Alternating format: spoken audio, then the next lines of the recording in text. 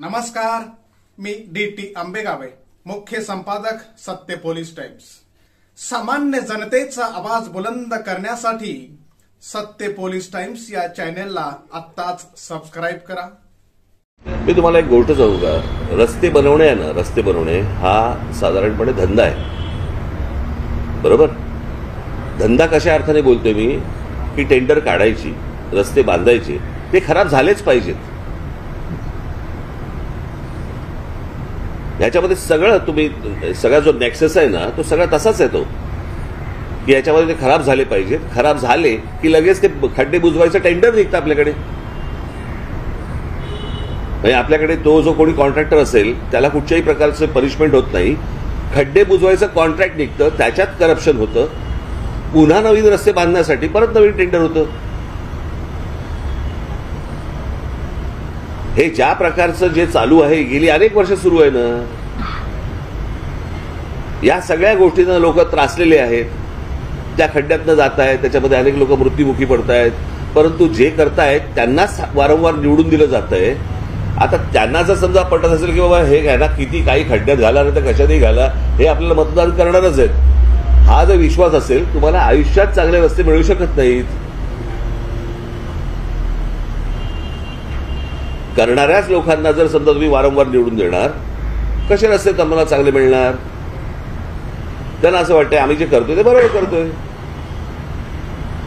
त्याच्यामुळे 400 खड्ड्यांचं काय घेऊन बसलात तुम्ही? आणि हा विषय फक्त मुंबईचा नाही आहे, हा सर्व शहरांचा विषय आहे।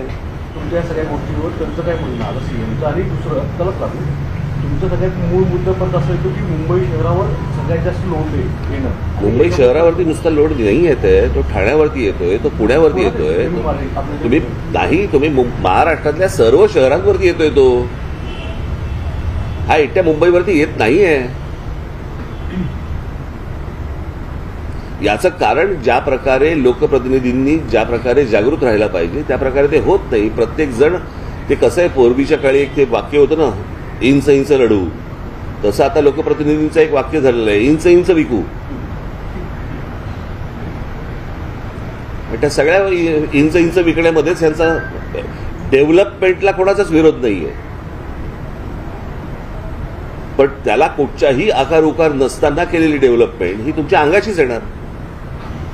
म्हणजे मला एक गोष्ट कळली नाही, तुमच्या घरात जर समजा एक 4 उंदीर झाले तर त्याचं काय करता तुम्ही? बरोबर ना? नाही नाही, गणपतीचं वाहन आहे म्हणून ठेवतो का आपण? नाही ना।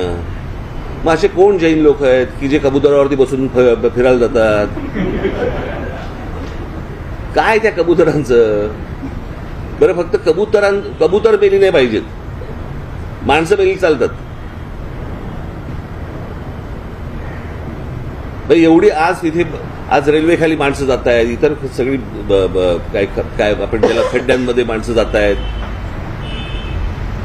माणसांपेक्षा कबुतर महत्वाचे आहेत।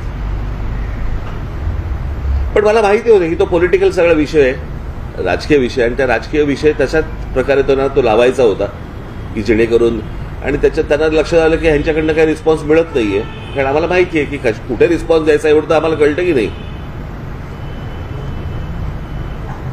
आणि हे मी आत्ता जे सांगितले हे खरं तर मूळ विषय आहेत,